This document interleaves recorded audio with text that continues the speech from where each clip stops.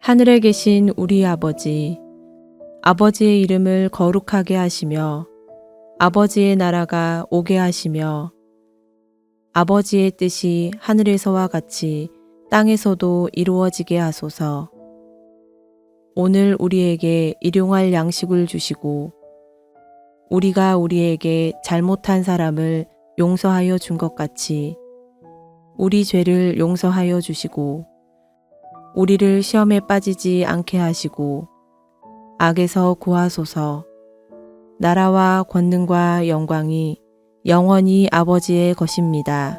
아멘.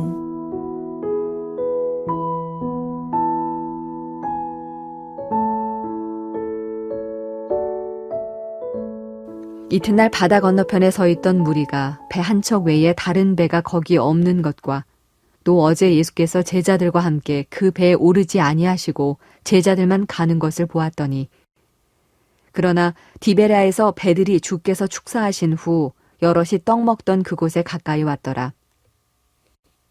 무리가 거기에 예수도 안 계시고 제자들도 없음을 보고 곧 배들을 타고 예수를 찾으러 가버나움으로 가서 바다 건너편에서 만나 랍비여 언제 여기 오셨나이까 하니 예수께서 대답하여 이르시되 내가 진실로 진실로 너희에게 이르노니 너희가 나를 찾는 것은 표적을 본 까닭이 아니요 떡을 먹고 배부른 까닭이로다. 썩을 양식을 위하여 일하지 말고 영생하도록 있는 양식을 위하여 하라. 이 양식은 인자가 너희에게 주리니 인자는 아버지 하나님께서 인치신 자니라. 그들이 묻되 우리가 어떻게 하여야 하나님의 일을 하오리이까? 예수께서 대답하여 이르시되 하나님께서 보내신 이를 믿는 것이 하나님의 일이니라 하시니 그들이 묻되 그러면 우리가 보고 당신을 믿도록 행하시는 표적이 무엇이니이까? 하시는 일이 무엇이니이까? 기록된 바 하늘에서 그들에게 떡을 주어 먹게 하였다 함과 같이 우리 조상들은 광야에서 만나를 먹었나이다. 예수께서 이르시되 내가 진실로 진실로 너희에게 이르노니 모세가 너희에게 하늘로부터 떡을 준 것이 아니라 내 아버지께서 너희에게 하늘로부터 참떡을 주시나니 하나님의 떡은 하늘에서 내려 세상에 생명을 주는 것이니라. 그들이 이르되 주여 이 떡을 항상 우리에게 주소서. 예수께서 이르시되 나는 생명의 떡이니 내게 오는 자는 결코 줄이지 아니할 터이요 나를 믿는 자는 영원히 목마르지 아니하리라. 그러나 내가 너희에게 이르기를 너희는 나를 보고도 믿지 아니하는도다 하였느니라. 아버지께서 내게 주시는 자는 다 내게로 올 것이요 내게 오는 자는 내가 결코 내쫓지 아니하리라. 내가 하늘에서 내려온 것은 내 뜻을 행하려 함이 아니요 나를 보내신 이의 뜻을 행하려 함이니라. 나를 보내신 이의 뜻은 내게 주신 자 중에 내가 하나도 잃어버리지 아니하고 마지막 날에 다시 살리는 이것이니라. 내 아버지의 뜻은 아들을 보고 믿는 자마다 영생을 얻는 이것이니 마지막 날에 내가 이를 다시 살리리라 하시니라.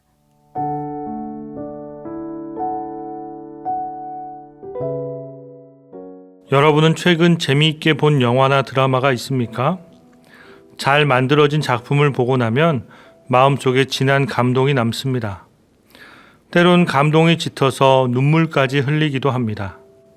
하지만 시간이 지나면서 점차 그 감동이 옅어지고 더 이상 뜨겁게 반응하지 않게 됩니다. 금방 무덤덤해지고 마는 것이죠. 이런 모습은 교회 안에서도 벌어집니다. 어느 순간 성령의 감동을 받고 뜨거워져서 무엇이든 감당할 것처럼 하다가도 그 마음이 금방 식어 가정과 사회에서 빛과 소금의 역할을 다하지 못할 때가 많습니다. 오늘 본문에서는 그러한 사람들을 가리켜 주님의 길을 끝까지 따라가는 제자가 아니라 이와 구별된 개념인 무리라고 지칭합니다. 분명 제자도 무리도 지금 주님 곁에 서 있지만 이들의 행보는 크게 차이가 나는 것을 볼 수 있습니다. 주님은 우리로 하여금 무리가 아닌 제자로 살아가기를 당부하십니다. 여러분, 예수님이 가시는 곳은 어디나 많은 사람들이 몰려들었습니다. 그러나 그들 대부분은 예수님을 사모하거나 예수님께서 가르치시는 천국 복음에 감동해서 더 많은 가르침을 받고자 함이 아니었습니다. 성경은 예수님께서 보여주시는 표적 때문이라고 말하고 있습니다. 예수님은 천국 복음을 전파하시면서 이스라엘 백성 중 병든 자들을 고쳐주셨습니다. 그리고 그들의 육신뿐 아니라 영까지 살아나야 함을 가르쳐 주셨습니다. 하지만 무리는 표적의 의미를 제대로 깨닫지 못했습니다. 그저 질병을 고치시는 예수님의 능력을 보고 예수님을 따랐던 것입니다. 또한 그들의 열심은 대단했습니다. 디베리아 바닷가에서 오병이어의 기적을 체험한 무리들은 다음날 예수님을 만나기 위해 건너편 가버나움까지 배를 타고 이동하였습니다. 여러분, 수많은 무리가 예수님을 찾아서 배를 타고 멀리까지 이동하여 따라가니, 아니, 미리 가서 기다리고 있으니 이 얼마나 큰 열심입니까? 예수님이라면 마땅히 그들의 열심을 칭찬해야 하는 것 아닙니까? 하지만 예수님은 그들을 바라보면서 꾸짖습니다. 25절, 26절입니다. 바다 건너편에서 만나 랍비여 언제 여기 오셨나이까 하니 예수께서 대답하여 이르시되 내가 진실로 진실로 너희에게 이르노니 너희가 나를 찾는 것은 표적을 본 까닭이 아니요 떡을 먹고 배부른 까닭이로다.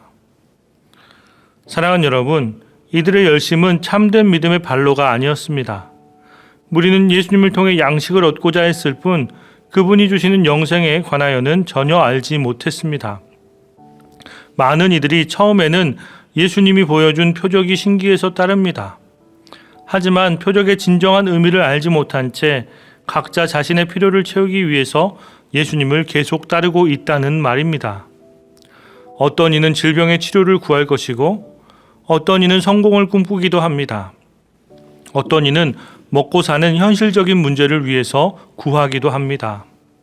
하지만 예수님께서 이 땅에 오신 이유는 단순히 우리 앞에 산재된 문제들을 해결하기 위해서 오신 것이 아니라는 것입니다. 예수님은 질병을 고치셨지만 이 땅에 명의가 되고자 오신 것이 아닙니다. 예수님은 떡을 주셨지만 이 땅의 기아 문제를 해결하고자 오신 것이 아닙니다. 예수님은 우리를 구원하기 위해서 이 땅에 오셨습니다. 이것이 예수님께서 우리를 제자로 부르신 목적입니다. 우리는 신앙의 목적을 잃어버리고 그저 예수님을 수단으로 여기는 무리로 살아서는 안 됩니다.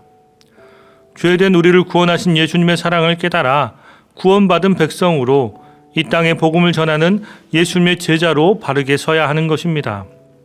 이를 위해서 예수님은 우리에게 썩을 양식을 위하여 일하지 말고 영생하도록 있는 양식을 위하여 하라고 말씀하십니다.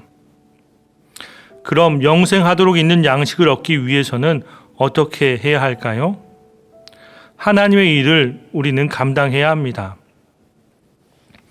여러분, 28절과 29절에 각각 쓰인 하나님의 일이 국문에는 똑같은 글자로 쓰여 있지만 영어 성경으로 보면 단수와 복수의 차이가 납니다.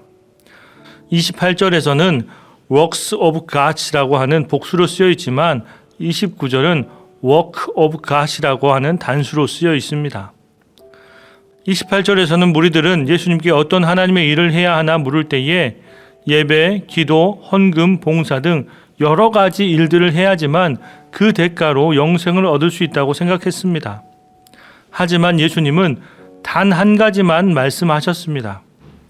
그것은 바로 하나님께서 보내신 예수 그리스도를 믿는 일입니다. 이는 예수님만 믿으면 다른 것은 중요하지 않고 아무 종교 생활을 하지 않아도 된다는 것이 아닙니다. 오히려 기본 중에 기본을 가지고 잘 하라는 것입니다.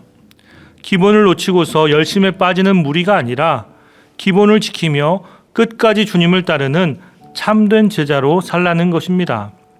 그러면 참된 제자는 영원히 줄이지 않고 목마르지 않는 생명의 떡을 받게 될 것이다 라고 주님은 말씀해 주십니다. 사랑하는 여러분, 우리를 영원히 줄이지 않고 목마르지 않게 하는 그 생명의 떡이 바로 예수 그리스도이십니다. 사랑하는 여러분, 복음은 한때 유행하는 노래나 영화같이 금방 흥행했다가 사라져 버리는 것이 아닙니다. 분위기에 취해 손뼉을 치며 환호했다가 또 눈물을 흘려버리는 것이 전부가 아닙니다. 어느 때는 뜨거웠다가 또 어느 때는 차갑게 식어버리는 롤러코스터와 같은 신앙생활을 하지 마십시오.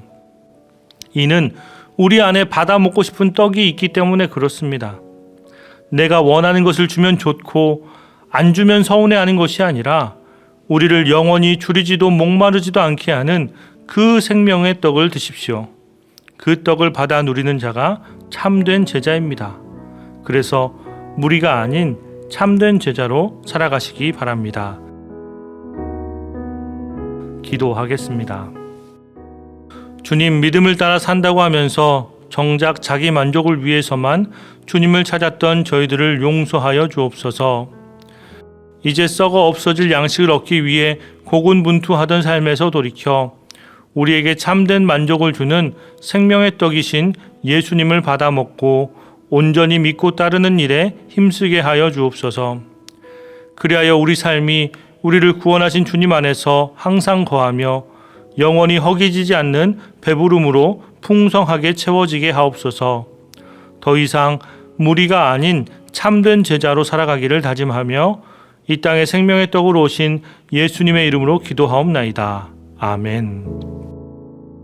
계속해서 각자의 기도 제목을 가지고 나아가시기 바랍니다.